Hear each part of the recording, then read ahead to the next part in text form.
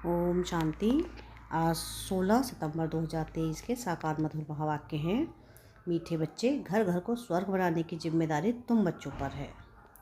सबको पति से पावन होने का लक्ष्य देना है, दैवीय गुण धारण करने हैं। प्रश्न है आज की मुरली का कि ईश्वरीय गोद में आने से तुम बच्चों को कौन सा अनुभव होता है।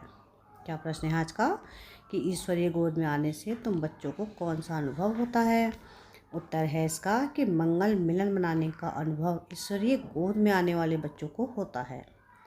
तुम जानते हो कि संगम युग है, ईश्वर से मिलन मनाने का युग। तुम ईश्वर से मिलन मनाकर भारत को स्वर्ग बना देते हो। इस समय तुम बच्चे सम्मुख मिलते हो। सारा कल्प कोई भी सम्मुख मिलन नहीं मना सकते। तुम्हारा यह बहुत छोटा सा ईश्वरीय कुल है। शिव बाबा है दादा, ब्रह्मा है बाबा और तुम बच्चे हो भाई बहन। दूसरा कोई संबंध नहीं। गीत है आज की मुरली का कि नई उम्र की कलियां। ओम शांति। बाबा जब आते हैं तो पहले कुछ समय साइलेंस में बैठना चाहिए, क्योंकि पहले दान दिया जाता है। याद से ही पतितों को पावन बनाना है। तुम बच्चे दान दे रहे हो और ले रहे हो। बाप आकर कांटों से कलियां बनाते हैं, फिर कलियों से फूल बनते हैं। तुम जानते हो हमारी सर्विस ही है हर एक को स्वर्ग के लायक बनाना है, जैसे तुम बन रहे हो। बाप आकर पहले हेल्थ पीछे वेल्थ देते हैं। पहले शांति फिर सुख। वास्तव में सुख दोनों में है। तुम बच्चों को सुख और शांति दोनों चाहिए। और जो सन्यासी आदि हैं वह सिर्फ शांति चाहते हैं। सन्यासी सुख नहीं चाहते हैं। सुख तो वह दे ना सके। अगर शांति देवे तो भी अल्पकाल क्षण भंगुर सुख के लिए। कहते हैं कि सुख तो कागविष्टा समान है। सन्यासी बहुत करके शांति चाहते हैं मुक्ति के लिए। मुक्ति दूसरा कोई दे नहीं सकता। इसको बेहद की मुक्ति, बेहद की जीवन मुक्ति कहा जाता है। तो बेहद का बाप भी दे सकते हैं।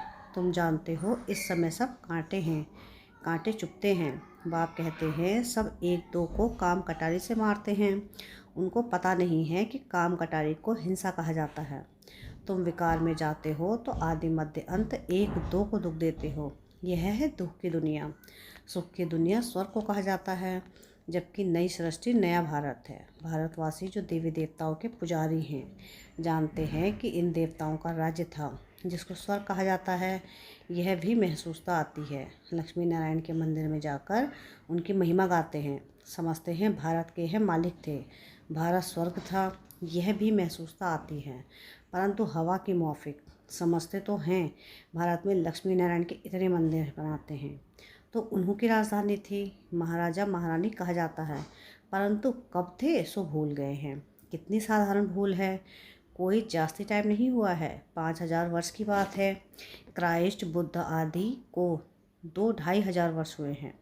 उनके लिए ऐसे कहते हैं कि रीइनकॉर्नेशन किया। यूँ तो रीइनकॉर्नेट हर एक करते हैं, आत्मा का प्रवेश करती है, इसको ही रीइनकॉर्नेट कहेंगे। परंतु पहले बड़ों का नाम गाया जाता है। कहा जाता है परमपिता परमात्मा रीइनकॉर्नेट करेंगे, अब आकर शरीर में प्रवेश करेंगे। रीइनकॉर्नेट का अर्थ यह है।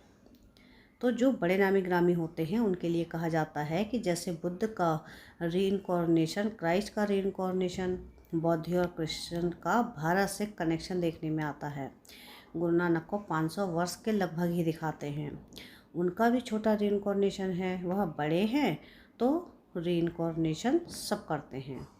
अब परमपिता परमात्मा को बुलाते हैं, परंतु वह कब आएगा, कैसे आएगा, यह नहीं जानते। शरीर तो जरूर आना होता है, शरीर में तो जरूर आना होता है, परंतु जन्म लेने कारण इनको रीइनकॉर्नेशन कहा जाता है। छोटा बच्चा तो नहीं बनते हैं। सबसे बड़ा रीइनकॉर्नेशन परमपिता परमात्मा का कहेंगे। गाते हैं परमात्मा 24 अवतार लेते हैं। अब कह देते हैं पत्थर पत्थर में अवतार लिया। गिरते जाते हैं, जैसे भारत गिरता जाता है वैसे उनकी कथनी भी गिरती जाती है। बाप नई दुनिया का रचयिता है, सो जरूर नई और पुरानी के संगम पर आएंगे। उनको सबसे बड़ा रीइनकॉर्नेशन कहेंगे। शिव का सबसे बड़ा रीइनकॉर्नेशन है, परंतु मनुष्य समझते नहीं हैं क्योंकि परमात्मा से बेमुख होते हुए हैं। निराकार से परिचित जरूर हैं, परंतु वह यह नहीं जानते कि परमात्मा कब आते हैं, क्या आकर करते हैं। ऐसे नहीं कि विष्णु का रिइंकार्नेशन कहेंगे, देवी देवता धर्म का रिइंकार्नेशन नहीं कहेंगे, देवी देवता धर्म की स्थापना कहेंगे। विष्णु अवतरण का एक नाटक भी बनाते हैं। अब वास्तव में विष्णु अवतरण की तो कोई बात ही नहीं। तुम अब विष्णु के कुल के बन रहे हो, ईश्वर का कुल है ना। यह शिव का बच्चा ब्रह्मा, ब्रह्मा के बच्चे तुम, इसको ईश्वरी कुल कहा जाता है। परमपिता परमात्मा कहते हैं, मैं आकर तुमको अपना बनाता हूँ, मैं आकर तुम बच्चों को बाप समान बनाता हूँ। तो सबका बाप, परंतु अभी तुम ब्रह्मा द्वारा मेरे बने हो, इसलिए तुम मुझे दादा कहते हो। आत्माओं का बाप तो है ही, सब जानते हैं। इस समय मैं आया हूँ, तुम ही अभी मिलते हो। बेहद के बाप से तब मिलते हो जब बाप जन्म देते हैं। अभी तुमको धर्म का बच्चा बनाया है ब्रह्मा द्वारा, विकार के तो बच्चे हो ना सके। इतनी प्रजा है, बहन भाई कितने हैं, तो यह सब मुख वंशावली ठहरे ना। सन्यासियों की वंशावली नहीं होती, क्योंकि उनमें दादा बाबा का कोई कनेक्शन नहीं है। यहाँ बाप भी है, दादा भी है। दादा यानी इनको बड़े भाई को कहा जाता है, बाप आकर अपना बनाते हैं। तुम जानते हो हम ईश्वर की गोद में आए हैं। यह मंगल मिलन है, कलयुग का अंत और सतयुग की आदि, इसको ही संगम कहा जाता है। संगम में मिलन होता है, जैसे 3 नदियों का संगम है। उसमें क्या होता है, गुरु लोग और जिज्ञासुओं का मंगल मिलन होता है। वह तो हो गया जिस्मानी, गाया भी हुआ है कि आत्मा और परमात्मा का मंगल मिलन, यह सबसे अच्छा है। आत्माएं मिलती हैं परमपिता परमात्मा से, इसमें पानी के नदी की बात नहीं है। यहाँ तुम बैठे हो, यह तुम्हारा बहुत भारी मंगल मिलन है। आत्माएं भी चैतन्य हैं, परमपिता परमात्मा का यह लोन लिया हुआ शरीर है। इनको मंगल मिलन कहा जाता है। कुंभ का मेला कहा जाता है ना, कुंभ को भी संगम कहेंगे। 3 नदियों के संगम का नाम कुंभ रख दिया है। सबसे बड़ा संगम कौन सा है, सागर और नदियों का। सबसे बड़ी नदी है ब्रह्मपुत्र, उसमें बाबा आते हैं, इसलिए सागर और ब्रह्मपुत्र नदी का इकट्ठा मेला तो है ही। अब कुंभ का मेला है संगम पर, तुम सब ज्ञान सागर बाप से मिलते हो, इसको ईश्वरी कुंभ का मेला कह सकते हैं। यह है आत्मा और परमात्मा का संगम।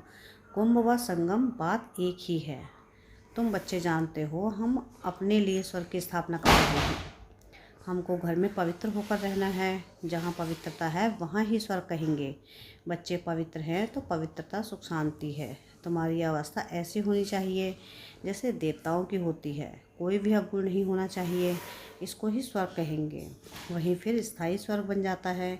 घर में ऐसा लायक बनना है, इसे कहा जाता है कि घर घर को स्वर्ग बनाओ।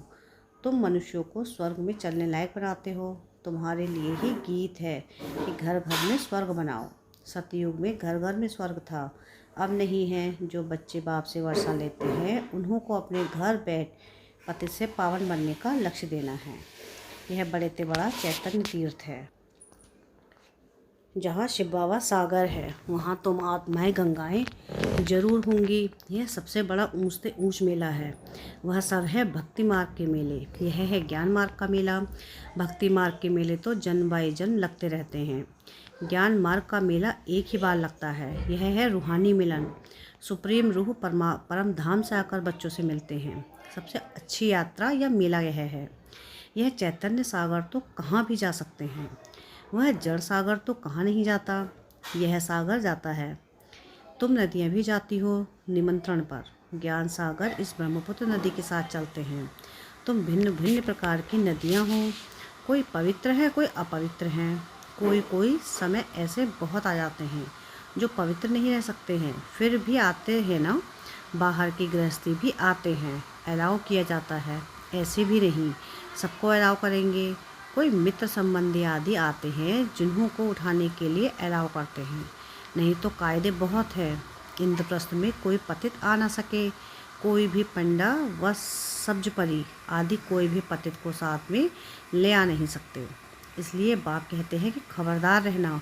सर्टिफिकेट तुमको मिलता है, किसको साथ ले आती हो या भेज देती हो, रिस्पॉन्सिबिलिटी तुम्हारे पर है। यूरो सेंटर्स पर तो निमंत्रण भी देते हैं। कितने पतित आते होंगे सेंटर पर। पतित आए तब तो उनको पावन बनाओ। यहाँ तो सागर बैठा हुआ है तो नियम रखे हुए हैं। नब्ज देखी जाती है। डॉक्टर सर्जन तो भिन्न भिन्न होते हैं ना। मम्मा बाबा व अनन्य बच्चे बात करेंगे तो झट पता लगेगा कि बुद्धि में बैठता है व नहीं। तुम कोई को भी समझाएंगे कि 2 बाप है तो झट मानेंगे। युक्ति बतलाई जाती है। परमपिता परमात्मा को तो सब याद करते हैं। हम फलाने बाप के बच्चे हैं, सिर्फ उनके ऑक्यूपेशन को नहीं जानते। यह तो तुम बच्चे समझ गए हो कि जिस जिस नाम रूप से जो मनुष्य आते हैं, उसी नाम रूप से 5000 वर्ष बाद फिर आना है जरूर। क्राइस्ट का जो चित्र है हूबहू उसी समय ही हो सकता है, ऐसा और किसी मनुष्य का हो नहीं सकता। कृष्ण का जो चित्र है वह फिर और किसी रूप में हो ना सके।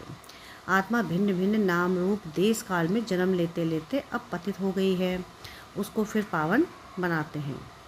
तुम जानते हो कल्याणकारी बाप है, अकल्याणकारी रावण है, सबको सदगति देने वाला बाप है। फिर इसमें मनुष्य तो क्या, सब चीज़ों की सदगति हो जाती है। नरक का विनाश, स्वर्ग की स्थापना होती है। जो कल पहले आए थे, कोई पंजाबी कोई फारसी आते हैं ना, सभी को निमंत्रण देना है। बाप आया हुआ है, ढिंडोरा पीटने में भी हर्जा नहीं है। तुम्हारे चित्र भी बड़े अच्छे हैं, अभी तुम मंदिर लायक बनते हो। अब भूतों को निकालने में बड़ी मेहनत है। लक्ष्मी अथवा नारायण को वरने लिए विकार या गुण निकालने में कितनी मेहनत लगती है। कोई को काम का भूत, कोई को क्रोध का भूत, किसको मोह का भूत थप्पड़ मार देते हैं, एकदम गिर पड़ते हैं। लोभ भज भी गिर पड़ते हैं। अच्छे अच्छे घर की बच्चियाँ मिठाई देखेंगी तो छिपा कर खा लेंगी। लोभ ने भी कितनों को नुकसान पहुंचाया है। लोभ के वश भी चोरी करते हैं। पहले तुम भट्टी में थे, अभी तो सबको अपने घर में भट्टी बनानी पड़े। बाप ने एक बड़ी भट्टी बनाई है, अभी तो कहते हैं कि पहले 7 रोज़ भट्टी में रहना पड़े। आजकल किसका भट्टी में बैठना बड़ा मुश्किल है। सेंटर्स में भी आते हैं तो रंग चढ़ाते हो, फिर घर में जाने से उड़ जाता है, संग दोष लग जाता है। अभी तो बड़ी मेहनत है। अभी तुम बच्चे जानते हो कि हम ईश्वरीय कुल में बैठे हैं। दादा बाबा और हम भाई बहन हैं। ब्राह्मण कुल सर्वोत्तम गाया हुआ है, उन ब्राह्मणों को भी तुम ज्ञान दे सकते हो। ब्राह्मण है उत्तम, चोटी। यह संगम युगी ब्राह्मण ही फिर देवता बनते हैं। पहले तो देवताओं से भी ऊंच ब्राह्मण हैं। चोटी तो ऊंची ठहरी ना। तुम ब्राह्मण देवताओं की पूजा करते हो, अपने को पुजारी, उनको पूज्य समझते हो। तुम उन पुजारियों ब्राह्मणों को भी यह समझा सकते हो। तुम तो हो सच्चे सच्चे ब्राह्मण संगम युगी। तुम ब्रह्मामुख वंशावली हो, फिर तुम सो देवता बनते हो। स्वर्ग का देवता जरूर परमपिता परमात्मा ही बनाएंगे। अच्छा, मीठे मीठे से खिलते बच्चों प्रति माता पिता बाप दादा का याद प्यार और गुड मॉर्निंग। रूहानी बाप की रूहानी बच्चों को नमस्ते। हम रूहानी बच्चों की रूहानी बाप दादा को याद प्यार गुड मॉर्निंग और नमस्ते। शुक्रिया प्यारे बाबा, शुक्रिया। धारणा के लिए मुख्य सार है। सार की पहली पॉइंट है कि अंदर के अवगुणों की जांच कर उन्हें निकालना है। संग दोष से अपनी संभाल करनी है। देवताई गुण धारण कर स्वयं को लायक बनाना है। सेकंड पॉइंट है कि घर घर को स्वर्ग बनाने की सेवा करनी है। भूतों को बाप की याद से भगाना है। बाप के साथ मंगल मिलन मनाते रहना है। वरदान है आज की मुरली का कि अपने अनादि संस्कारों को इमर्ज कर सर्व समस्याओं को पार करने वाले उड़ता पंछी हो। आप सब अनादि रूप में हो ही उड़ने वाले, लेकिन बोझ के कारण उड़ता पंछी के बजाय पिंजरे के पंछी बन गए हो। अब फिर से अनादि संस्कार इमर्ज करो, अर्थात फरिश्ते रूप में स्थित रहो। इसी को ही सहज पुरुषार्थ कहा जाता है। उड़ता पंछी बनेंगे तो परिस्थितियाँ नीचे और आप ऊपर हो जाएंगे। यही सब समस्याओं का समाधान है। स्लोगन है आज की मुरली का कि हर कदम में कल्याण समझ, हर आत्मा को शांति की शक्ति का दान देना ही सच्ची सेवा है। क्या है स्लोगन आज का कि हर कदम में कल्याण समझ, हर आत्मा को शांति की शक्ति का दान देना ही सच्ची सेवा है। अच्छा, ओम शांति।